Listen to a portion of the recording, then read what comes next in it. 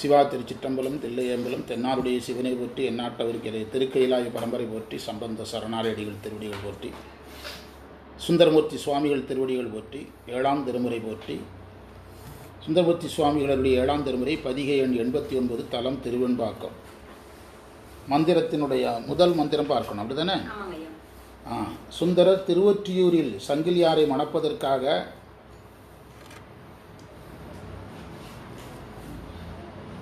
செய்த சபதத்தை கடந்தார்னா மீறினார். அதனால் அவருக்கு கண் பார்வை போனது.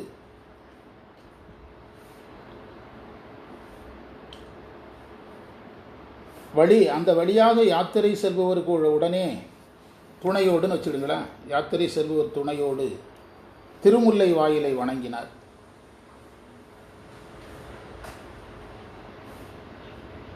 இந்த திருவெண்பாக்கம் கோயிலில் வந்து நீர் கோயிலில் உளிரோ என்று கேட்டார். இதையுமே நம்ம அதில் சோமவாரப்பட்டியில் பேசியிருக்கிறோம். உளிரோ என்று கேட்டார்.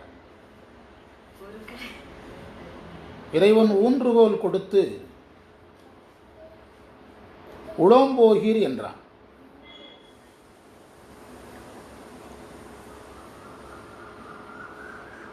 இப்பதிகம் 11 மந்திரங்களை கொண்டது. ஏயர்கோன் கலிக்காம நாயனார் புராணத்தில் 280வது மந்திரத்தில் இந்த பதிக குறிப்பு இருக்குது.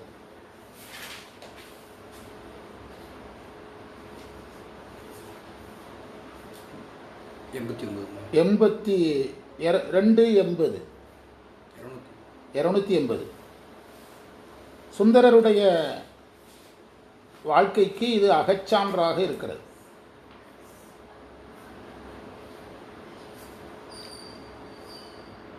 மந்திரம் 1 பொருள்: குளையணிந்த காதை உடையவனே,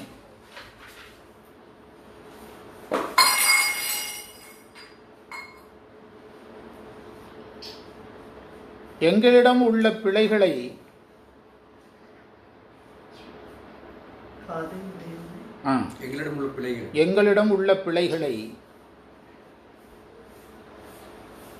அவங்களுக்கு இந்த மொழிபெயர்க்க வேண்டியிருக்குது மைண்டில்.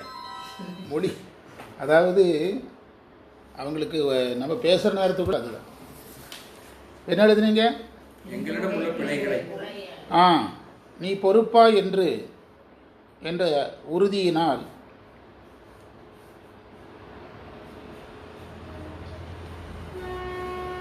அடியேன் பிழை செய்தால்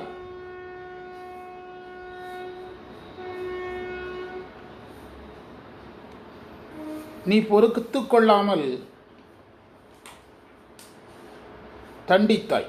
அதாவது தண்டித்தாய்னா கண் பார்வை போயிட்டுங்கிறார். பொறுத்து கொள்ளாமல் தண்டித்தாய். தண்டித்தாய் என்பதை விட கண் பார்வையை மறைத்தாய். இதனால் உனக்கு பழி வருவதை நீ நினைக்கவே இல்லை. நினைக்கவில்லை.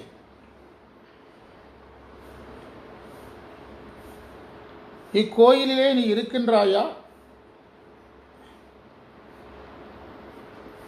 என்று நான் கேட்டேன். கோயிலிலே இதனால் உனக்கு பழி வருவதை நீ நினைக்கவில்லை. இக்கோயிலிலே நீ இருக்கின்றாயா என்று யான் கேட்டால்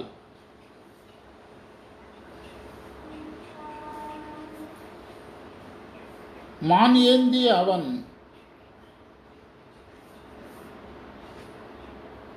உளம்போகீர் என்று சொன்னான்.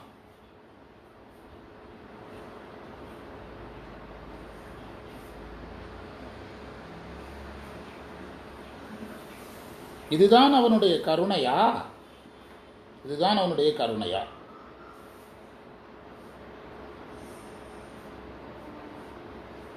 குறிப்புரை: முன்னின்று முறைப்பாடு போல் மொழிந்த மொழிமாலை. சேக்கிழார் வாக்கு. முன்னின்று முறைப்பாடு போல் மொழிந்த மொழிமாலை. இறைவனுக்கு முன்னால் நின்று முறையிடுவது போல முன்னின்று முறைப்பாடு போல் ஒணிந்த மொழிமாலைங்கிறார்.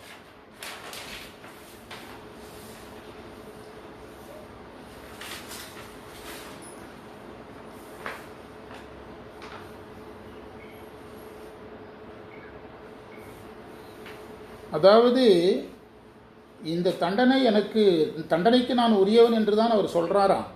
நம்ம அப்படி தான் எடுத்துக்கணுமா?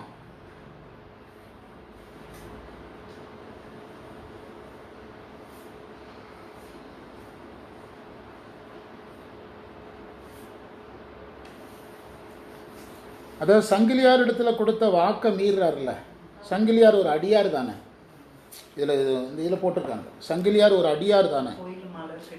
அப்போ அடியாருக்கு இழைத்த குற்றமாயிட்டுங்கிறாங்க. இந்த செய்தி புது செய்தி. அடியாருக்கு இழைத்த குற்றம் தான் அவருக்கு என்ன போனது, கண் பார்வை போனதுன்னு சொல்கிறாங்க. ஒரு புதிய செய்தி.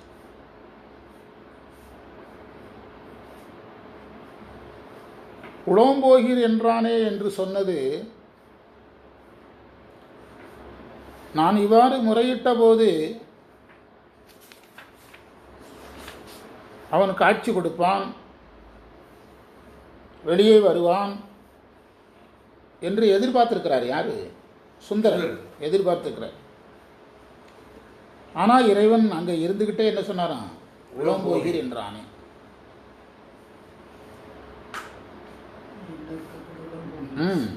உளம்போகிறங்கிறதுக்கு வெளியே வந்து காட்சி கொடுப்பான், எதிர்த்தால வருவான் இவர் எதிர்பார்த்திருக்கிறார். ஆனால் அதை இறைவன் செய்யலை. அதனால தான் உளம்போகிற் என்றானேன்னு சொல்கிறாராம். பிழையுளன பொறுத்திடுவர் என்றடியேன் பிழைத்தக்கால் பழியதனை பாராதே. அப்படியே வருது.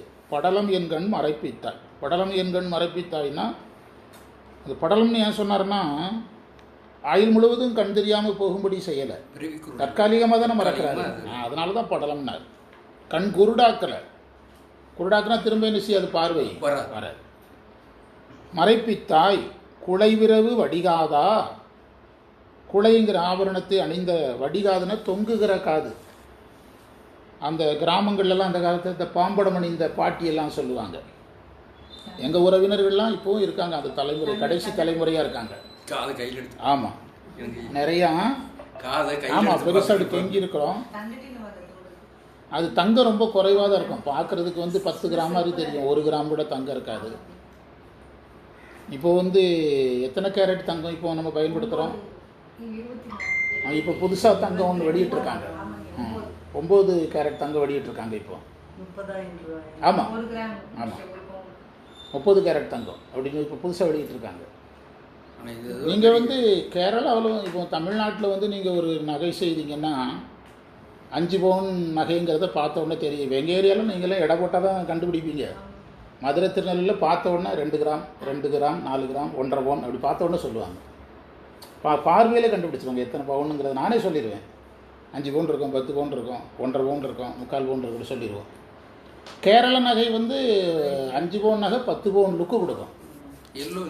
ஆமாம், அவங்க என்ன செய்வாங்கன்னா நல்லா விரித்து உள்ள மெழுகு உள்ள அடைச்சி, வெளி லுக்கில் வந்து பெருசாக இருக்கும், உள்ள பின்னால் மஞ்சள் ஜாஸ்தியாக இருக்கும். இப்போ ஜோய் ஆல்காஸ் நகையெல்லாம் பேங்கில் வாங்க மாட்டேங்கிறானே, அவங்க நகையினுடைய இது வந்து வித்தியாசமாக இருக்கும். உள்ள நிறைய பவுன் வந்து 1/2 பவுன் மோதிரத்தைனா 4 கிராம் தானே. ஆனால் அங்கே வந்து 8 பவுன் நகை 8 கிராமுக்கான பார்வை காட்டும். எங்கே செஞ்சிங்கன்னா கேரளாவில் செஞ்சு லைட் வெயிட்டில் செய்வோம். இப்போ நம்மளது ஒரிஜினல் வந்து பிஐஎஸ். பிஐஎஸ் அது உங்களுக்கு உள்ள கேரக்டர். அப்போ குலைவிரவு வடிகாதாங்கிறது அந்த காலத்தில் அந்த காதை தொங்க விடுறது ஒரு மரபாக இருந்தது. நம்முடைய பழைய சிலைகளில் பார்த்தா பெரியவங்க காதுமே எப்படி இருக்கும், பெரியவங்க காதுகளே எப்படி இருக்கும். வடிகாதான தொங்குகின்ற காது. கோயிலுளாயே, கோயிலில் இருக்கியான்னு கேட்டாரா என்ன? உளை உடையான், உளைனா மான் உடையவன். உள்ளிருந்து உளம்போகிற் என்றானே. அங்கே சொல்லிட்டார், உள்ளே இருந்துக்கிட்டே உளம்போகிற் என்றானே. உள்ளிருந்து உளம்போகிற் என்றானே. இப்போ ஒவ்வொன்றா பார்க்கலாம். பிழையுளன பொறுத்திடுவர். உளைனா மான். பிழை உளன பொறுத்திடுவர். முதல் இது செய்தியாக எடுக்கிறோம். இறைவன் பிழைகளை பொறுப்பவன்கிறத சுந்தரர் பதிவு செய்கிறார்.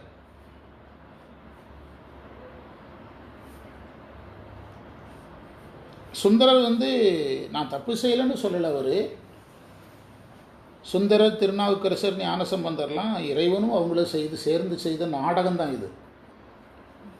சுந்தரர் வாழ்ந்து காட்டுறாரு. இப்படி வாழ்ந்தால் உனக்கு இப்படி நடக்குங்கிறத யாரோ வச்சு காட்டுறாரு, சுந்தரரை வச்சு காட்டுறாரு. ஆமாம், பிழைவுள பொறுத்திடுவங்கிற வரியை எடுத்து சிந்திக்கிறோம். ஒரு ஆன்மா செய்கிற பிழைகள் பல வகை இருக்கு.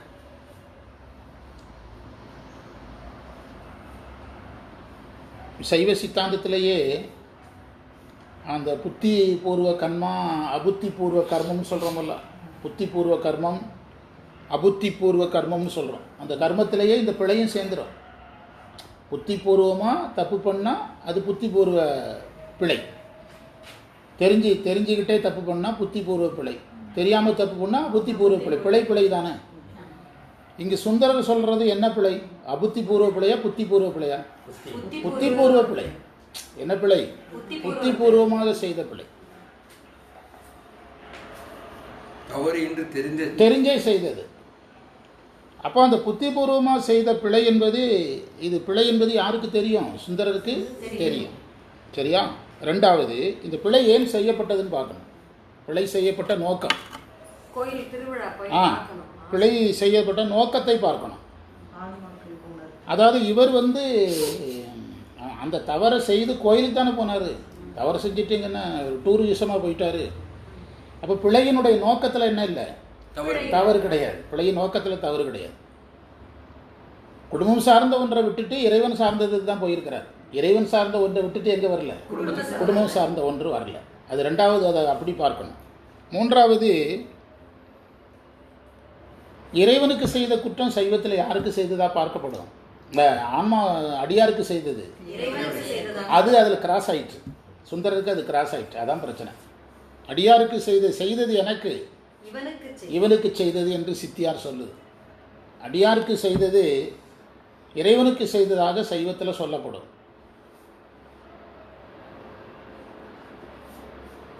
அப்போ இந்த இடத்துல இறைவன், மன்னிக்க வேண்டிய இறைவன் என்ன செய்ய வேண்டியது வருது? இந்த இறைவன் இந்த கண் படலத்தை மறைக்க வேண்டிய கட்டாயத்துக்கு உள்ளாகிறார்.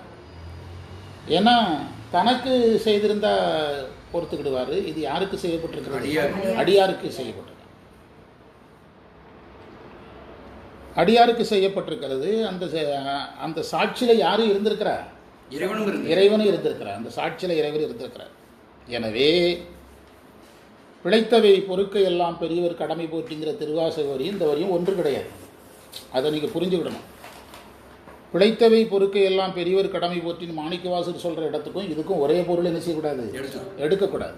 அதுக்கு எந்த வரலாற்று பின்னணியும் கிடையாது. ஆனால் இதுக்கு பின்னால் என்ன இருக்குது? மிகப்பெரிய வரலாற்று பின்னணி இருக்குது. பொறுப்பொருன்றோ பெரியோர் சிறு நாய்கள் தம் பொய்யினையே, அந்த வரிக்கு எடுக்கிற பொருள் இங்கே எடுக்கக்கூடாது. பிழைத்தால் பொறுக்க வேண்டாமா, அந்த பொருள் இங்கே எடுக்கக்கூடாது. குன்றை அணைய குற்றங்கள் குணமாம் என்ற அந்த பொருள் இங்கே எடுக்கக்கூடாது. மாணிக்க வாசகர் பிழை பொறுக்க வேண்டும் என்ற எந்த ஒரு வரியையும் இதில் என்ன செய்ய முடியாது? பொருத்த முடியாது. அங்கு மாணிக்க வாசகர் சொன்னது இறைவனுக்கும் ஆன்மாவுக்கும் இடையில நடக்கிறது. ஆனால் இங்கு சொல்கிறது தெரிந்தே இறைவனும் சம்பந்தப்பட்டு ஒரு அடியாரும் சம்பந்தப்பட்டு சபதமாக செய்யப்பட்டு என்ன செஞ்சிருக்குது? மீறப்பட்டிருக்கிறது. அதை சுந்தரர் வெளிப்படையாக பதிவு பண்ணுறார். பிழை செய்தால் நீங்கள் பொறுப்புவீங்கன்னு சொல்லி நான் பிழைச்சேங்கிறார். அதாவது இவர் கிளம்பும்போது என்ன நினச்சிருக்கிறாருன்னா, சாமி மன்னிச்சிருவார் நினச்சிட்டு கிளம்பியிருக்கிறார். சாமி மன்னிச்சிருவார்.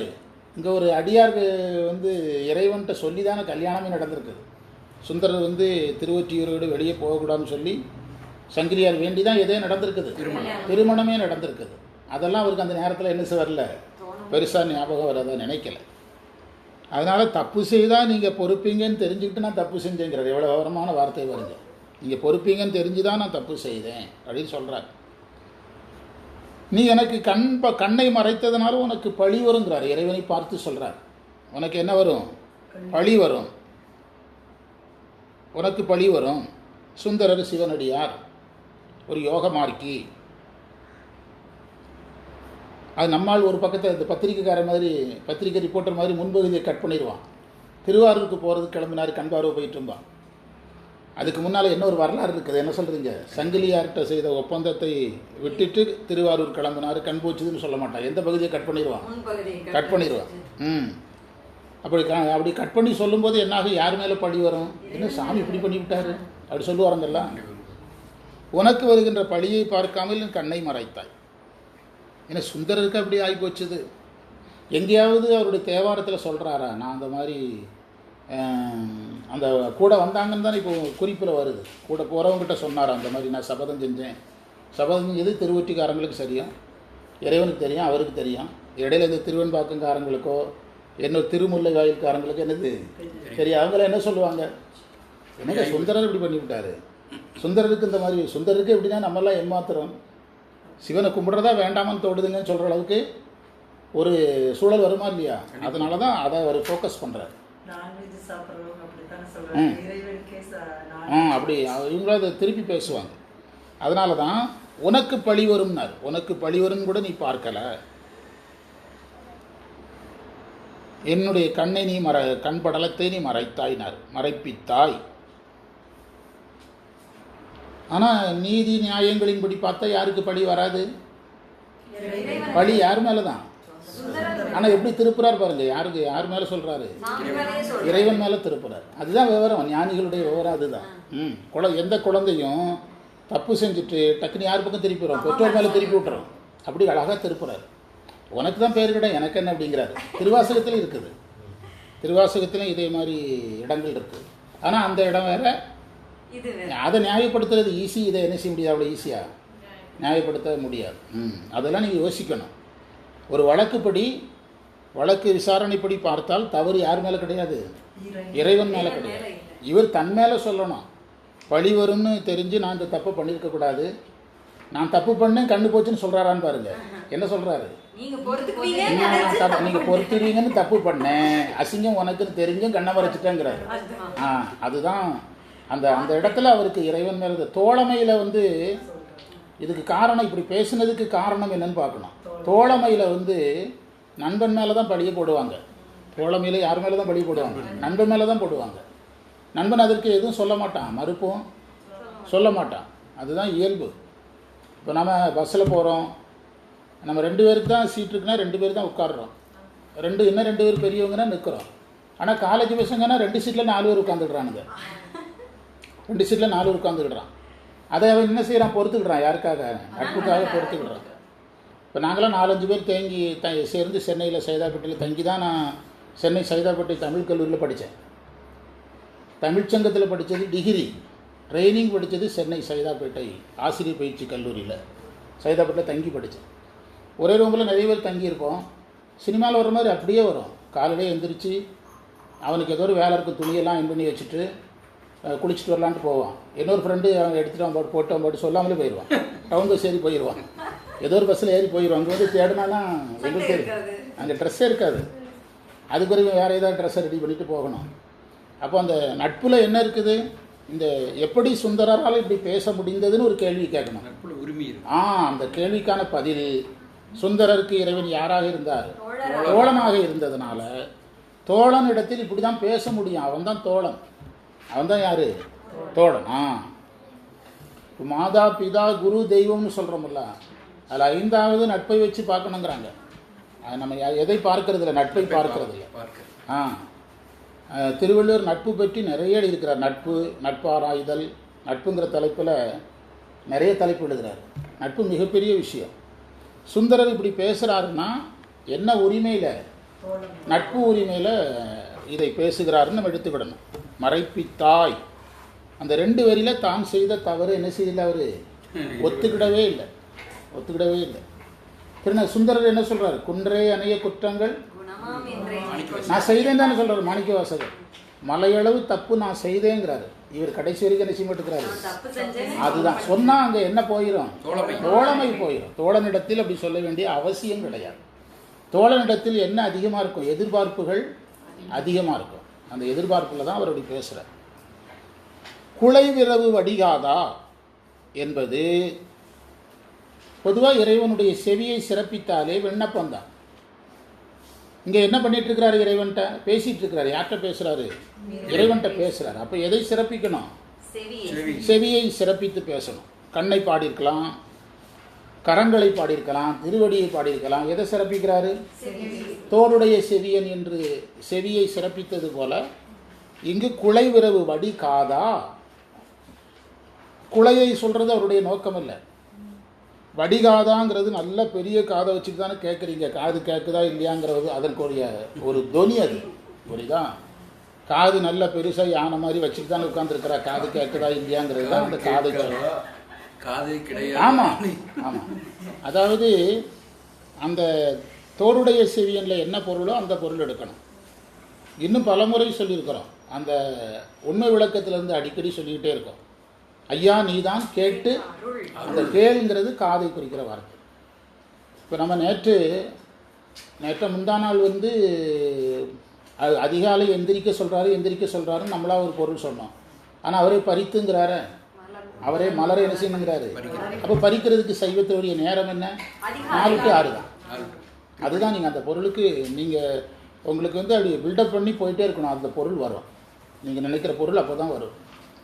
சரி, நீங்கள் என்ன நினைப்பீங்கன்னா அப்படியே பாயிண்டாக எழுதிட்டு போயிடலாம். அப்படிலாம் சைவத்தில் எழுத முடியாது. ஒரு 10 டன் மணலை கரைச்சா தான் 1 கிராம் தங்கம் என்ன செய்ய கிடைக்கும். இது அடுக்கடுக்காக எடுக்கணும். அதில் இந்த வடிகாதா என்பது என்னது? எதை சிறப்பித்தது? செவியை சிறப்பித்தது, விண்ணப்பத்தை சிறப்பித்தது. அடுத்த வார்த்தை பாருங்க, பேசுறார் பாருங்க. கோயில் உலாயோ, அடுத்த வார்த்தையில் கேட்குறாருல, யார்கிட்ட பேச ஆரம்பிச்சுட்டாரு. அதனால தான் காதை சொன்னார். கோயில் உலாயே அப்படின்னு நான் கேட்டேன். கோயிலில் நீ இருக்கிறியான்னு நான் கேட்டேன்.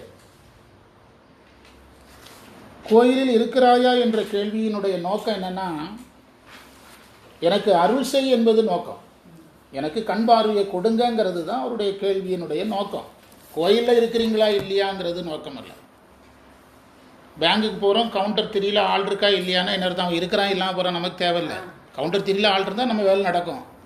ஆள் இல்லைன்னா நம்ம வேற ஒரு கவுண்டர் என்ன செய்வோம்? தேடுவோம். அப்போ கோயிலில் நீ இருக்கிறியான்னா கேள்வி அதுவல்ல. நான் உன்னிடத்தில் என்ன கேட்க வந்திருக்கிறேன்? உதவி கேட்க வந்திருக்கிறேன். உதவியை செய்கின்ற இடத்துல நீ இருக்கிறியா, உதவி செய்கின்ற இடத்தில் இருக்கிறியா இல்லையாங்கிறது தான் கேள்வி. கோயிலில் அவர் இருக்கிறாரு இல்லைங்கிறதுல எல்லாருக்கும் என்ன செய்யும்? தெரியும். அவருக்கும் தெரியும். நீங்கள் அந்த கேள்வியை யோசிங்க. இருக்கிறியான்னு என்ன அர்த்தம்? அப்போ நீ எல்லாம் இருந்து என்னப்பா பிரயோஜனங்கிறோம்ல. ஒரு குடும்பத்தில் ஒரு முக்கியமான நிகழ்ச்சி, உதவ வேண்டியவங்க சரியாக உதவலைன்னா என்ன சொல்கிறோம்? நீ எல்லாம் இருந்து இல்லைனாலும் ஒன்று தான். நீ இருந்து என்ன பிரயோஜனம்னு சொல்கிறோம்ல. அந்த கேள்வியை தான் ஒரு வேறு விதமாக கேட்குறார். கோயிலில் நீ இருக்கியான்னா, கண் பார்வை இல்லாமல் திருவொற்றியூரிலிருந்து நடந்து வந்துட்டு இருக்கிறேன், திருவெல்லை வாயில் அங்கங்கே கடந்து திருவெண்பாக்கம் வந்த பிறகு கண் பார்வை வரமாட்டுக்கு, கோயிலெல்லாம் நீ இருக்கிறியா இல்லையான்னா நீ ஏன் எனக்கு கண் பார்வை தரவில்லை என்ற கேள்வி தான் அந்த இருக்கிறியா என்பது. ஒரு கண் காஞ்சிபுரம், ஒரு கண் திருவாரூர்.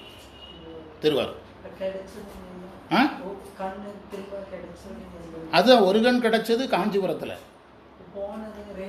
2 கண்ணும் போனது வெளியே கிளம்புன உடனேயே. திருவொற்றிலிருந்து வெளியே கால் வச்ச உடனே பீஸ் பிடிங்கிட்டாரு. ஆமாம். அதனால் கோயில் உலாயே அப்படின்னு கேட்டது கோயிலில் இருக்கிறியா இல்லையாங்கிறதல்ல, எனக்கு ஏன் அருள் செய்யவில்லை என்பது தான் கேள்வி.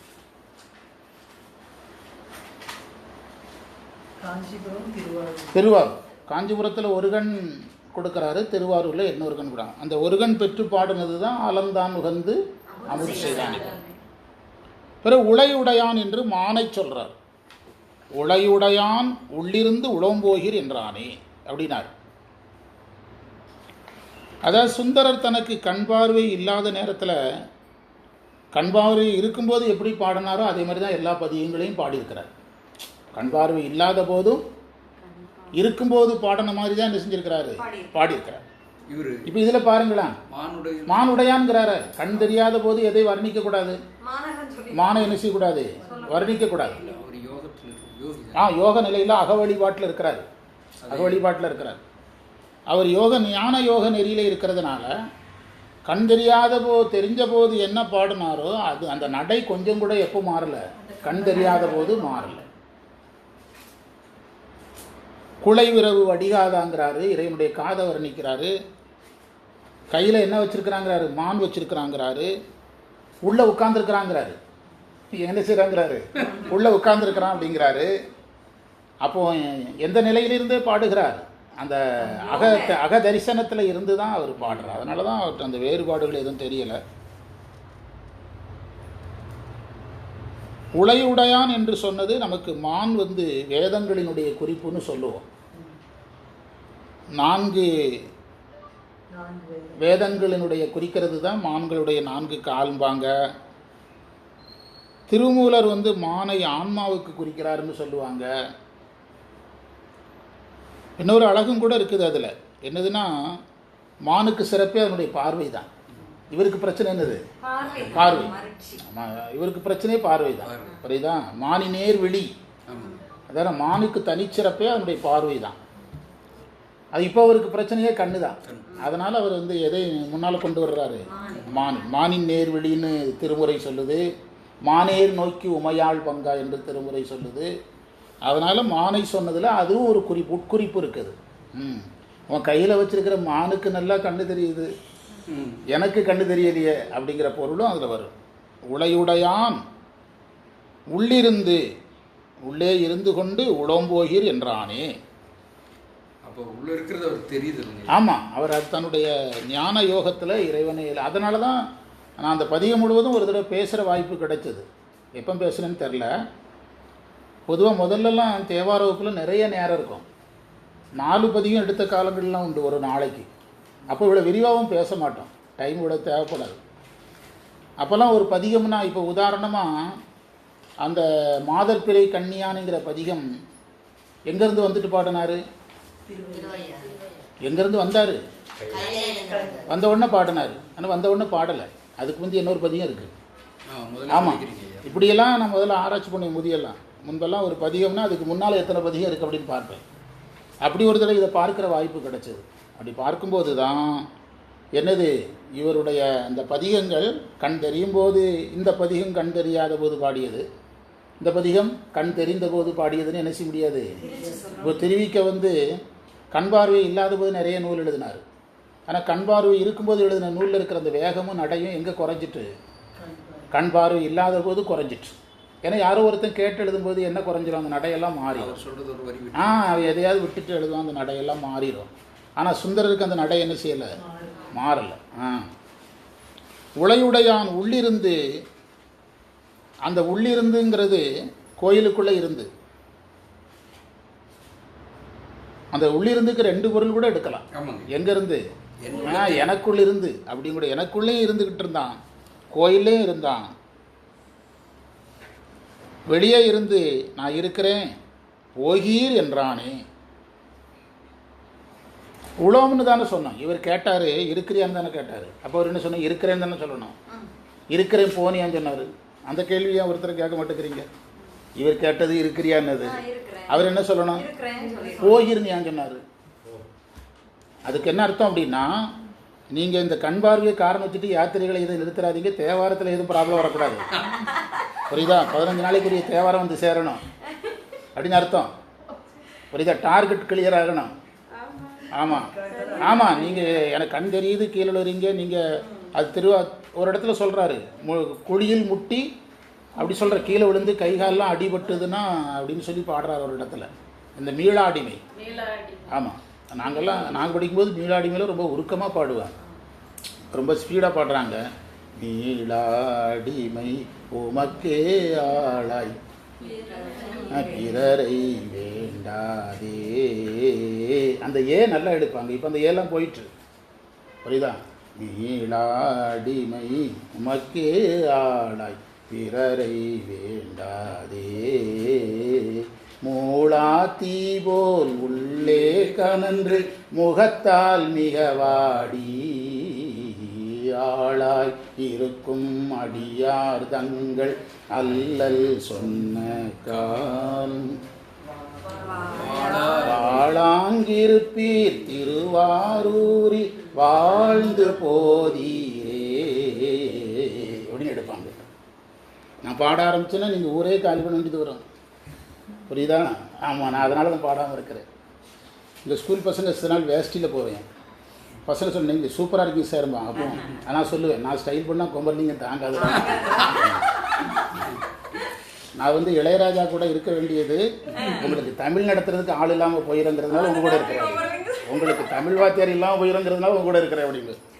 அவரு எங்கேயோ பாடி போடுறேன்னு. ஆமாம் ஆமாம், அவரு பாவம் பாவம்னு விட்டுருக்குறாங்க. நாங்கள்லாம் படிக்கும்போது இந்த பதிகம் வேற மாதிரி பாடினாங்க. இப்போ அதன் நடையே பண்ணாங்கத்துக்கு போயிட்டு, பன்னிசை பண்ணாங்கத்துக்கு போயிட்டு ரொம்ப அசைப்பாங்க. ரொம்ப நான் வந்து பேசும்போது பாட முடியாது, ரொம்ப அசைப்பாங்க. அப்புறம் அடுத்த பதிகத்தை அடுத்த திருப்பாட்டை உடனே எடுப்பாங்க. அடுத்த பதிகம் எப்படி தொடங்குது? என்னது? வாழ்ந்து போதீரே விட்டு கொள்வீர் ஒற்றி அல்லே விரும்பி ஆட்பட்டேன் அப்படின்னு. அதுனா அந்த கண் தெரியாமல் பாடுறாருல்ல, அப்போ அந்த அந்த பாட்டில் அந்த அதிர்வு இருக்கணும். அதுக்கு தான் அந்த அசைவு. புரியுதா? நீங்கள் ஆமாம், அற்புதமான பதிவு. உளையுடையான் உள்ளிருந்து உளோம் இருக்கியான்னு கேட்டால் என்ன சொல்லணும்? ஏன் போன்னு சொன்னார்? அவர் டார்கெட் கிளியர். இந்த தளத்துக்கு பதிய முடிஞ்சது, கிளம்பு அப்படின்னு அர்த்தம். புரியுதா? ஆமாம், நீங்கள் கண் பார்வையெல்லாம் காரணம் சொல்லிட்டு இந்த பதியம் பாடாமல் இருக்கிற வேலையெல்லாம் வச்சிடக்கூடாது. 15ஆம் தேதிக்குள்ளே இத்தனை பதியம் வந்தாங்கன்னு கிளம்புங்க. அடுத்த கோயிலில் போய் பாடுங்கன்னு அர்த்தம். உளோம் போகீர், போகீர் என்ற மரியாதையாக சொல்லியிருக்கிறார். போன் கூட சொல்லலை, போகீர் என்றானே என்று சொன்னானன்றே என்றானே. மிக விளக்க உரையெல்லாம் ரொம்ப பெருசாக இருக்குது. அதுக்குள்ளே போனோம்னா நம்ம கருத்து பார்க்க முடியாது. நம்ம ஒரு புதிய கோணத்தில் பார்த்துருக்கோம். புரியுதா? அதாவது இந்த பிழையும் மாணிக்கவாசர் சொல்லுகின்ற பிழையும் ஒன்றல்ல. மாணிக்கவாசர் சொல்லுகின்ற பிழை ஒரு ஆன்மா செய்கிற பிழை. ஆனால் இது ஒரு வரலாறு சார்ந்த பிழை. இதில் இறைவனும் சுந்தரரும் சம்மந்தப்படவில்லை. யாரும் சம்மந்தப்பட்டிருக்காங்க? சங்கரியார் சம்மந்தப்பட்டிருக்கிறாங்க, அடியார் சம்மந்தப்பட்டிருக்கிறாங்க. எனவே அந்த அடியார் பொருட்டு அதை செய்ய வேண்டிய இடத்துல யார் இருக்கிறா? இறைவன் இருக்கிறார். புரியுதா? பிழையுடன பொறுத்திரு என்றடியேன் பிழைத்தக்கால் பழி அதனை பாராதே. அதாவது சுந்தரர் தப்பு செஞ்சுட்டு பழி எனக்கு பழி வரும்னு சொல்லணும், உனக்கு பழி வரும்னு இறைவன் மேலே சொல்லுவது தோழமை உணர்வில். எனவே மாணிக்கவாசர் சொல்லுகின்ற பிழையில் வந்து குருசீட முறை. இது என்ன முறை? தோழமை. தோழமை முறையில் யார் மேலே பழியை போடுறாரு? இறைவன் மேல் பழியை போடுவது தோழமை முறையில் போடுறாரு. பிறகு செவியை சொன்னது எதற்காக? விண்ணப்பத்தை இறைவனுக்கு கொண்டு சேர்க்கிறதுக்காக. வடிகாதா, வடிகாதானா பெரிய செங்கண் நெடுமாலும் ஏன் சொல்கிறோம்? அதாவது சின்ன தாமரை கண்ணானாக இருந்து இறைவனை பார்க்கலங்கிறது தான் சைவம் கேட்குற கேள்வி. கண்ணு சின்னதாக இருந்தது, நொல்ல கண்ணாக இருந்ததுன்னா கூட எதை பார்க்காம விட்டுடலாம்? ஜோதியை பார்க்காம விட்டுடலாம். என்ன கண்ணானா இருந்திருக்கிறான்? கண்ணுக்கே தனிச்சிறப்புடையவனாலேயே பார்க்க முடியல. அதே மாதிரி தான் காது உனக்கு சின்னதாக இருந்தால் கூட கேட்கலன்ட்டு விட்டுடலாம். என்ன காது? சரி, வடிகாது, யானை காது மாதிரி காதை வச்சுக்கிட்டு நீ வந்து கோயிலுக்குள்ளே இருக்கியான்னு கேட்டால் என்ன சொல்கிற? உளோம் போகீர் என்று எனக்கு என்ன சொல்லி ஒப்பந்தம் பண்ணார் தடுத்தாட்கொள்ளும்போது? அதாவது வித்தகம் பேச வேண்டாம், பணியை செய்யுங்க. இப்பவும் அதே தான். புரியுதா? என்னைய கேள்வி கேட்கறதுலாம் இருக்கட்டும், நல்லா தான் இருக்குது, நீங்கள் உங்கள் வேலையை பாருங்க அப்படிங்கிறார். போகீர் என்பதற்கு கீழே என்ன பொருள் இருக்கு? உங்களுடைய பணியை செய்யுங்கள் என்பது அதில் கட்டளை இருக்குது. போகீர் என்றால் போ என்று பொருள் அல்ல, சென்று உங்கள் பணியை செய்யுங்கள் என்பது கட்டளையாக சொல்லப்பட்டது. ஆமாம், அது அப்படியே இதில் அடாப்ட் ஆகும். வித்தகம் பேச வேண்டாம், பணி செய்ய வேண்டி, பணி செய்ய என்று சொன்னதை வந்து இந்த இடத்துல போகீர் என்று சொல்லுகிறார். இங்கு சுந்தரர் நமக்கு சொல்லுகிற செய்தி என்னன்னா, அதாவது நமக்கு இருக்கின்ற எந்த ஒரு குறையும் எதற்கு தடையாகக்கூடாது? சிவப்பணிக்கு தடை. இதான் சுந்தரரும் இறைவன் போட்ட நாடகத்தினுடைய ரிசல்ட் இதுதான். அதாவது நம்முடைய உடலில் இருக்கிற குறை, மனதில் இருக்கிற குறை, இந்த குறைகள் எதற்கு தடையாகக்கூடாது? சிவப்பணிக்கு தடையாகக்கூடாது. தண்டியடிகளுக்கு என்ன தெரியாது? என்ன பண்ணாரு? குளம் வெட்டினார்ல. தண்டியடிகளுக்கு கண் தெரியாது, குளத்தை வெட்டினார்ல. அவர் என்ன சொல்லியிருக்கலாம்? கண் தெரிஞ்சவனே அவனும் குளம் வெட்ட மாட்டேங்கிறான், நான் எதுக்கு வெட்டணும்? என்ன செய்யலை? அதுதான் இதில் பாடம். சுந்தரரை போகீர்னு சொன்னதே அதே தான். போக மாட்டேன்னு சொன்னால் தண்டியடிகள் வரலாறு போய் படிங்கம்பார். இறைவன் யார்கிட்ட சொல்லியிருப்பார்? சுந்தரர்கிட்ட. தண்டியடிகள் வரலாறு எடுத்து படிங்க, அதுதான் உங்களை போக சொன்னேன் அப்படின்னு சொல்லியிருப்பார். புரியுதா? அப்போது இந்த மந்திரம் நமக்கு கற்றுத்தரும் பாடம் என்னது? நம்முடைய உடல் ரீதியான, மன ரீதியான, வாழ்க்கை சூழல் ரீதியான எந்த காரணங்களையும் நம்ம எதற்கு சொல்லக்கூடாது? இறைவன் பணியில் சொல்லக்கூடாது. பணியில் நம்ம எப்படி இருக்கணும்? உறுதியாக இருக்கணும். நம்முடைய பணியில் நாம் உறுதியாக இருக்கணும். எனக்கு ஈரோட்டிலேருந்து பணி கொடுத்தாங்க, அதுக்காக நான் ஒரு தனி மனிதனாக ஒரு மேல்நிலை வகுப்புக்கு நான் போகிறதுக்கு நீங்கள் போகிறதுக்கு 16 மணி நேரம் செலவாகுது. காலையில் 6 to 6 போடுங்க, 12 மணி நேரம். அதுக்கு முன்னால் 1 மணி நேரம் தேவைப்படுது, 13 மணி நேரம். 9 மணிக்கு தான் வர்றான், 16 மணி நேரம் தேவைப்படுது மாணவராக போகிறதுக்கும் ஆசிரியராக போகிறதுக்கும். பொதுநிலை வகுப்புக்கு எனக்கு அதுதான் ஆகுது. இப்போ அன்னைக்கு ஸ்பெஷல் சொற்பொழிவுக்கு நான் போகிறதுக்கு எத்தனை மணி நேரம் செலவழிச்சிருக்கிறேன். கேட்குறவங்க நேரம் வேறு, அது வேறு விஷயம். நான் என்னுடைய வயதுக்கு அது வந்து அதிகம். என்ன சொல்கிறீங்க, படிக்க 10 மணி நேரம் எழுத வேண்டி இருக்குது. அப்போ நம்ம வந்து எல்லா விஷயங்களையும் என்ன செஞ்சுருக்குது, எல்லா விஷயங்களையும் நீங்கள் சைவத்தில் எந்த காரணமும் என்ன செய்ய முடியாது, அது சொல்ல முடியாது. சொல்லாமலே பணியாற்றணும். இப்போ நாம் வந்து இன்னைக்கு பன்னிசையோடு நாளைக்கு நிகழ்ச்சி இருந்திருந்தால் சூப்பராக இருந்திருக்கோம். அது இல்லைன்னா இப்போ நாங்கள் பாடிடுவோம். எங்களுக்கு இப்போ ஏன்னா நான் பாடுறேன்னு நான் கூட 2 தடவை ப்ராக்டிஸ் பண்ணேன். அன்னம்பாலிக்கும் ராகம் தானே, அதே ராகத்தில் அடித்து தூக்கிடுவோம். ஆனால் என்னென்னா சிலரை நம்பி சில வேலையை கொடுத்துட்டோம். நாம் அதுக்காக கொஞ்சம் என்ன செய்கிறோம், பொறுமையாக இருக்கிறோம். பாடுறது இல்லை, பேசுகிறதோட சரி. ஆனால் பாடுறது ஒரு பெரிய விஷயம் கிடையாது. ஏன் பாடலைன்னா நம்ம சிலரை நம்பி சில வேலைகளை தொடங்கிட்டோம். என்ன சொல்கிறீங்க, வந்து வேலைகளை அந்த முறையில் செய்வோங்கிறதுக்காக தான் அமைதியாக இருக்கிறோம். நம்முடைய குருகுலம் இதுதான் நம்முடைய குருகுலத்தின் இலக்கணமே. புரியுதா? காரணங்களை சொல்லாமல் எதை பார்க்கணும், பணியை பார்த்துட்டு போயிட்டே இருக்கணும். எந்த ஒரு காரணம் சொல்ல ஆரம்பித்தால், நான் பள்ளிக்கூடத்தில் இருக்கும்போது சொல்லுவேன், சில பையன் காரணம் சொல்லிகிட்டே இருப்பான். உடம்புக்கு சரியில்லை சார் அப்படின்பான். முதல் வாரம் 2வது வாரம் பயங்கரமான தலைவலி சார்பான். 3வது வாரம் கால் வலியும்பான். அவன் லீவ் லெட்டர்லேயும் ஃபுல்லாக இப்படி தான் இருக்கும். லீவ் லெட்டர் இப்போ பள்ளிக்கூடத்தில் தொங்க விட்டுருப்பாங்கல்ல, அதில் தொங்க விட்டுருப்பாங்கல்ல, அதில் எடுத்து பார்த்தா இப்படி இந்த ரீசன் தான் இருக்கும்.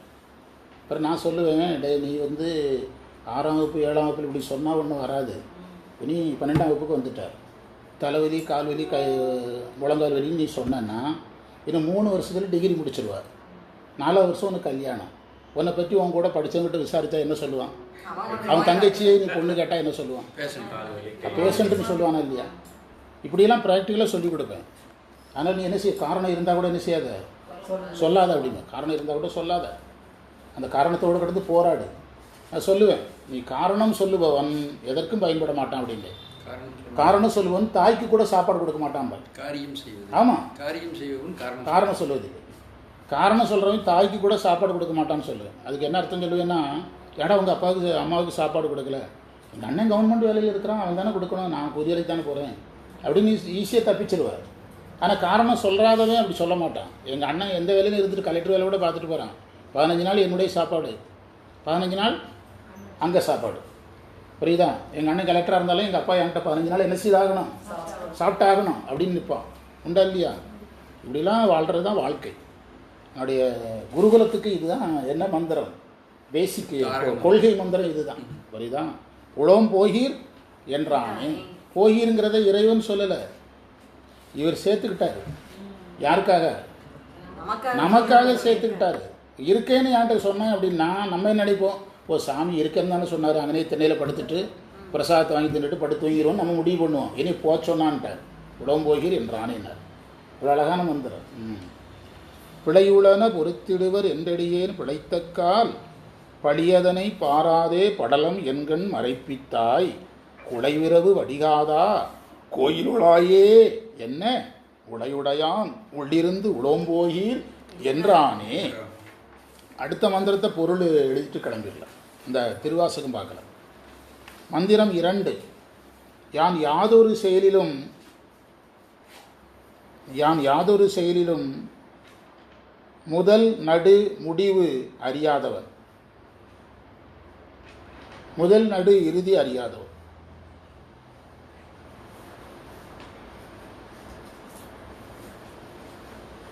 எனக்கு புகலிடம் சிவனே,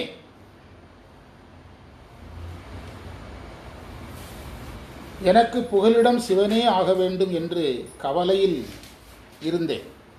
இருக்கிறேன்.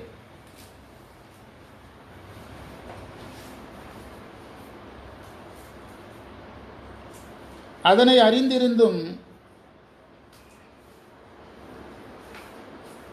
காளை வாகனத்தை உடையவன்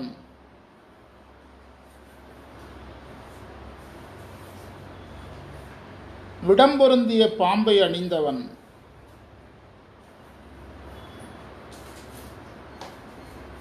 திருநீறு பூசியவன்,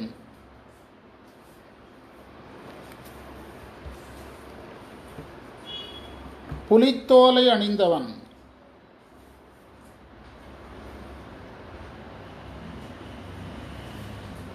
என்னை அடிமை கொண்டவன்,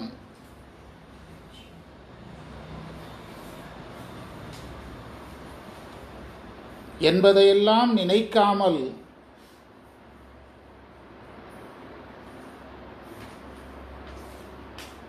என்னை உளம்போகீர் என்றான். இதுதான் இவனது கருணையோ கேட்குறார். இதை நம்ம வர்ற வகுப்பில் தொடர்ந்து பார்க்கலாம். திருவாசம் பார்த்தோம்னா கிளம்பலாம்.